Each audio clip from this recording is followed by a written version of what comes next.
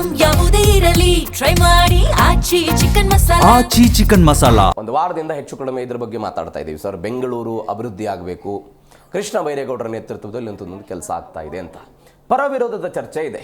ಅರವಿಂದ್ ಅವರ ಪ್ರಕಾರ ಸರಿನಾ ಇದು? ಇದು ಸರಿಯಾದ ನಿಟ್ಟಿನಲ್ಲಿ ಒಂದು ಹೆಜ್ಜೆ, ಬಟ್ ಇದೇ ಒಂದು ಕಂಪ್ಲೀಟ್ ಹೆಜ್ಜೆ ಅಂತ ನಾನು ಹೇಳಲ್ಲ. ಬಟ್ ಸರಿಯಾದ ಡೈರೆಕ್ಷನಲ್ಲಿ ಇಟ್ಟಿರುವ ಮೊದಲಿನ ಹೆಜ್ಜೆ. ಓಕೆ, ಕರೆಕ್ಟ್ ಅಲ್ವಾ? ಕರೆಕ್ಟು. ಇನ್ನು ಮುಂದೆ ಅದರಲ್ಲಿ ಆಗು ಹೋಗುಗಳಿವೆ. ಇಲ್ಲ ಮೊದಲೇ ಒಂದಿಷ್ಟು ಪ್ರಿಪ್ರೇಷನ್ ಮಾಡ್ಕೋಬೇಕಿತ್ತು. ಬೀದಿ ಬದಿ ವ್ಯಾಪಾರಿಗೆ ಐಡೆಂಟಿ ಕಾರ್ಡ್ ಕೊಡಬೇಕಿತ್ತು. ಅವ್ರನ್ನ ಒಂದು ಕಡೆ ನಿಗದಿತ ಸ್ಥಳ ಇದೆ. ಈಗ ಮಾಗಡಿ ರೋಡಲ್ಲಿ ಕೂಡ 16 ವರ್ಷ ಮುಂಚೆನೆ 14 ವರ್ಷ ಮುಂಚೆನೇ ಒಂದು ಮಾರುಕಟ್ಟೆಯನ್ನು ನಿರ್ಮಿಸಿದ್ರು. ಯಾರೂ ಅಲ್ಲಿ ಶಿಫ್ಟ್ ಆಗಲಿಲ್ಲ.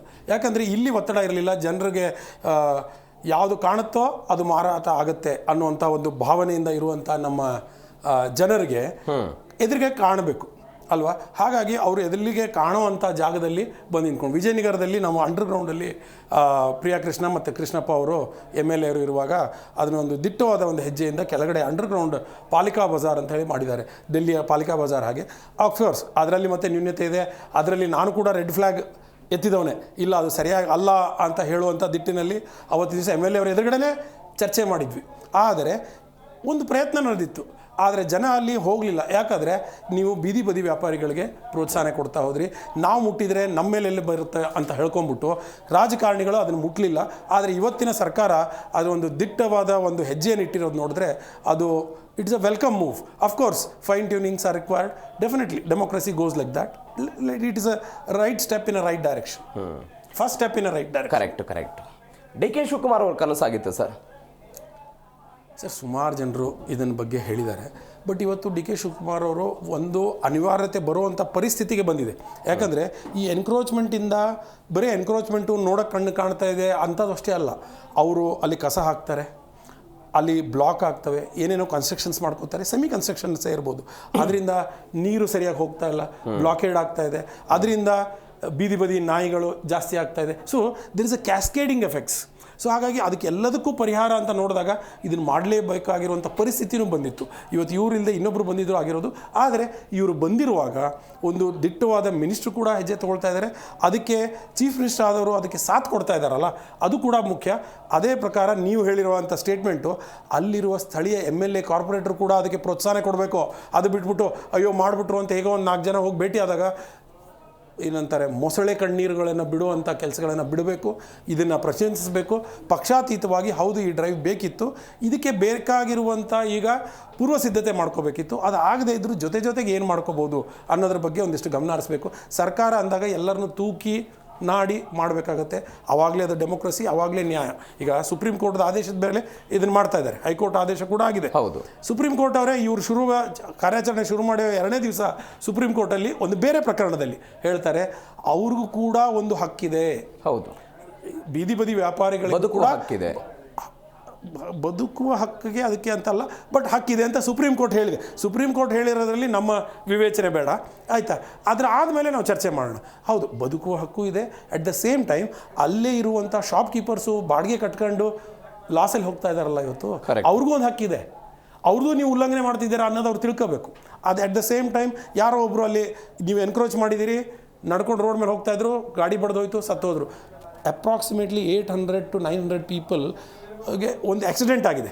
ಪ್ರಾಣಹಾನಿನೂ ನನಗನ್ಸೋ ಮಟ್ಟಿಗೆ ಒಂದು 500-600 ಜನರಿಗಿಂತ ಜಾಸ್ತಿನೇ ಆಗಿದೆ ಅಂತ. 900 ಚಿಲ್ಲರೆ ಇದೆ ಸರ್. 900 ಚಿಲ್ಲರೆ. That's exact count that you are giving. ನನಗೆ ಗೊತ್ತಿರಲಿಲ್ಲ ಅದು. 900 ಜನರು ತೀರ್ಕೊಂಡಿದ್ದಕ್ಕೆ ಈಗ ಅಲ್ಲಿರೋ ಒಬ್ಬ ಯಾರೋ ವ್ಯಾಪಾರಿ ಕಾರಣ ಅಂತ ನಾವು ನಿಲ್ಸೋಕ್ಕಾಗಲ್ಲ. ಹಾಗಾಗಿ ಸರ್ಕಾರ ಒಂದು ದಿಟ್ಟವಾದ ನಿರ್ಧಾರ ತಗೊಳ್ಬೇಕಿತ್ತು. ಇದ್ರ ಜೊತೆಗೆ ಕ್ಯಾಸ್ಕೇಡಿಂಗ್ ಎಫೆಕ್ಟ್ಸ್ ಇದೆ. ಬರೀ ಇದು ಬೀದಿ ಬದಿ ವ್ಯಾಪಾರಿಯ ಪರಿಸ್ಥಿತಿ ಅಲ್ಲ. ಇವಾಗ ಶಾಪ್ ಕೀಪರ್ಸು ನೋಡಿ, ಒಂದು ರಿಟೇಲ್ ಸೆಕ್ಟರ್ ಆಲ್ರೆಡಿ ಮನೆಗೆ ತಲುಪಿಸುವಂಥ ವ್ಯವಸ್ಥೆ ಬಂದ ಮೇಲೆ ಇದು ನಮ್ಮ ಇನ್ಫಾರ್ಮೇಷನ್ ಟೆಕ್ನಾಲಜಿ ಬೆಳೆದಿರೋ ಹಂಗೆ ಮತ್ತು ಬೇರೆ ಒಂದಿಷ್ಟು ವಾಣಿಜ್ಯಗಳ ತಂತ್ರ ಮಾಲ್ಗಳು ಸೃಷ್ಟಿ ಆದ ನಂತರ ಸರ್, ಮಾಲುಗಳ ಸೃಷ್ಟಿ ಆದಾಗ ಒಂದು ಹೊಡೆತ ಬಿತ್ತು. ಹೌದು, ಮಲ್ಟಿ ಬ್ರ್ಯಾಂಡ್ ಮಾಲ್ಗಳು ಬಂದಾಗ ಇನ್ನೊಂದು ಹೊಡೆತ ಬಿತ್ತು. ಅದರ ಜೊತೆಗೆ MNCಗಳು ಬಂದಾಗ ಇನ್ನೊಂದು ಹೊಡೆತ ಬಿತ್ತು. ಇವತ್ತಿಗೆ ಮನೆಗೆ ತಲುಪಿಸ್ತಾ ಇದ್ದಾರೆ. ಅರ್ಥ ಆಯ್ತಲ್ವಾ? ಹಾಗಾಗಿ ಇದು ರಿಟೇಲ್ ಸೆಕ್ಟರ್ಗೆ ತುಂಬ ಹಾನಿ ಕೊಟ್ಟಿದೆ. ನಾನಿವತ್ತು ರಿಟೇಲ್ ಸೆಕ್ಟರ್ಗೆ ಅಯ್ಯೋ ಪಾಪ ಅಂತಾರೆ, ಅವ್ರು ಯಾಕೆ ಪ್ರತಿಭಟನೆ ಮಾಡ್ತಾ ಇಲ್ಲ ಅನ್ನೋ ಆಶ್ಚರ್ಯ ನನಗಿದೆ. ಯಾಕಂದರೆ ಒಂದು ದೊಡ್ಡ MNCs ತಿನ್ಕೊಂಡು ಹೋದ್ರು. ಇವಾಗ ರಿಲಯನ್ಸ್ ಆಗಲಿ, ಟಾಟಾ ಯಾರೇ ಆಗಲಿ, ಅಡಾನಿ ಆಗಲಿ, ಯಾರೇ ಆಗಿರಲಿ, ಬಿರ್ಲಾ ಆಗಲಿ, ಟಾಟಾಸ್ ಆಗಿರಲಿ, ನಾನು ಹೇಳ್ತಾ ಇರೋದು ನಿಮಗೆ ಏರೋಪ್ಲೇನ್ ಮಾಡುವ ಕ್ಷಮತೆ ಇದೆ ಸ್ವಾಮಿ. ರಾಕೆಟ್ ಕ್ಷಿಪಣಿ ಬಿಡುವ ಕ್ಷಮತೆ ಇದೆ. ನೀವು ತರಕಾರಿನೂ ಮಾರ್ತೀನಿ ಅಂತ ಬಂದು ಕೂತ್ಕೊಂಡ್ರೆ ವ್ಯಾಪಾರ ಅಲ್ಲಿ ಆಗಕ್ಕೆ ಎಲ್ಲರೂ ಸಾಧ್ಯನಾ? ಹೋಗಲ್ಲ ಅಂತ. ಆ? ಬಟ್ ಅಲ್ಲಿ ಎಲ್ಲರೂ ಹೋಗಲ್ಲ, ಇಲ್ಲಾದ್ರೆ ಎಲ್ಲರೂ ಬರ್ತಾರೆ. ಅಲ್ಲ that is a different Market option. ಅದು. ಅಲ್ಲ ಅದು that is a different option. But ನೀವು ಒಂದಿಷ್ಟು SMEsಗೋಸ್ಕರನೇ ಸೀಮಿತವಾಗಿಡಬೇಕು, ಅನ್ಆರ್ಗನೈಸ್ ಸೆಕ್ಟರ್ಗೆ ಸೀಮಿತವಾಗಿಡಬೇಕು. ಹಾಗೆ ಒಂದು ಪಟ್ಟಿನೇ ಇದೆ ನಮ್ಮ ಕಾನ್ಸ್ಟಿಟ್ಯೂಷನ್ ಅಲ್ಲಿ. ನಮ್ಮ ಜನರು ಮರ್ತಿದ್ದಾರೆ, ಪೆನ್ MNCಗಳು ಮಾಡೋ ಹಾಗಿಲ್ಲ ಅಂತಿದೆ, ಇದು ನಿಮ್ಗೆ ಗೊತ್ತಿರಬೇಕು. ಓಕೆ, ಹಾಗೆ ಒಂದು ಪಟ್ಟಿಯೇ ಇದೆ ದೊಡ್ಡದು, ಅರ್ಥ ಆಯ್ತಲ್ವಾ? ಅದೇ ರೀತಿಯಿಂದ ಚಿಕ್ಕ ಚಿಕ್ಕ ವ್ಯಾಪಾರದಲ್ಲಿ ತರಕಾರಿ ಮಾಡೋದ್ರಲ್ಲಿ ರಿಲಯನ್ಸಲ್ಲಿ ಕ್ಷಿಪಣಿ ಬಿಡ್ತಾ ಇದೆ. ಪೆಟ್ರೋಲಿಯಂ ಎಷ್ಟು largest manufacturers exporters of mango ಆಗಿದ್ದಾರೆ ರಿಲಯನ್ಸ್ ಅವರು. ಯಾಕೆ ಗೊತ್ತಾ? ಅವರು ಇಲ್ಲಿ ಒಂದಿಷ್ಟು ಗಿಡ ಕುಯ್ದು ಹಾಕಿದ್ರು, ಗಿಡ ನಡಿ ಅಂತ ಹೇಳಿದ್ರೆ ಅವ್ರು ಮ್ಯಾಂಗೋ ಗಿಡ ನಟ್ರು. ಇವತ್ತಿಗೆ by default they have been exporting mangoes in the highest quality at the highest rates. ಅಂದರೆ ನಾನು ಹೇಳ್ತಾ ಇರೋದು, ಅಂಥ ದೊಡ್ಡವನು ಧೀರುಭಾಯಿ ಅಂಬಾನಿಯವರ ಮಗ ಬಂದ್ಬಿಟ್ಟು ನಮ್ಮ ತರಕಾರಿ ಮಾರ್ತಾ ಕುತ್ಕೊಂಡ್ಬಿಟ್ರೆ, ಈಗ ನಾನೇ ತರಕಾರಿ ಮಾರ್ತಾ ಕುತ್ಕೊಂಡು ನಾನು ಅವ್ನ ಎದುರಿಗೆ ಕಾಂಪೀಟ್ ಮಾಡೋಕ್ಕಾಗತ್ತಾ? ಅಂಥದ್ದು ಬೀದಿ ಬೀದಿ ವ್ಯಾಪಾರಿಗಳು ಅಲ್ಲಿ ಅವ್ರು ತಿಕ್ಕೊಳ್ತಾರೆ. ಇಲ್ಲಿ ಅಂಗಡಿ ಇಟ್ಟವ್ರು ಏನು ಮಾಡಬೇಕು? ದೊಡ್ಡವ್ರು ಒಂದು ಕಡೆ ತಗೊಂಡ್ರೆ ಸೈಬರ್ ರಿಲೇಟೆಡ್ ಆಕ್ಟಿವಿಟೀಸ್, ಅಂದರೆ ಮನೆ ತಲುಪಿಸುವಂಥ ಟೆಕ್ನಾಲಜಿಕಲ್ ಫರ್ಮ್ಸ್ ಇವತ್ತು ತರಕಾರಿಗಳನ್ನು ಬಿಗ್ ಬಜಾರ್ ಅಂತವರು, ಮತ್ತು ಯಾವುದಾದ್ರು ಎಂಥದ ಮಾರ್ಕೆಟು ಅದು ಇದು ಅನ್ನೋರು, ಫ್ಲಿಪ್ಕಾರ್ಟ್, ಅಮೆಝಾನ್ ಅಂತವರು ತರಕಾರಿ ತಲುಪಿಸ್ತಾ ಇದ್ದಾರೆ. ಮಿಕ್ಕಿದವ್ರು ಯಾರೋ ರೋಡಲ್ಲಿ ಬಂದವ್ರು ತೊಗೊಂಡು ಹೋಗ್ತಾರಪ್ಪ ಅಂತ ಅಂದಾಗ ಬೀದಿ ಬದಿ ವ್ಯಾಪಾರಿಗಳು ತೊಗೊಂಡು ಹೋಗ್ತಾರೆ. ಅಂದರೆ ನಾ ಇದು ಒಬ್ಬರು ಪರವಾಗಿ ಬ್ಯಾಟಿಂಗ್ ಅಲ್ಲ, ಇದು ಸಮಸ್ಯೆ ಆಗ್ತಿದೆ. ಸೊ ಇದು ನಾನು ಹೇಳೋದು ಸಮಗ್ರವಾಗಿ ಒಂದು ಚಿಂತನ ಮಂಥನ ಆಗಿ ಜನರನ್ನ ಕಾನ್ಫಿಡೆನ್ಸ್ ಅಲ್ಲಿ ತಗೊಂಡು ಮಾಡಬೇಕಾಗಿರುವಂಥ ಕೆಲಸ ಅಂತ ನಾನು ಹೇಳ್ತೇನೆ.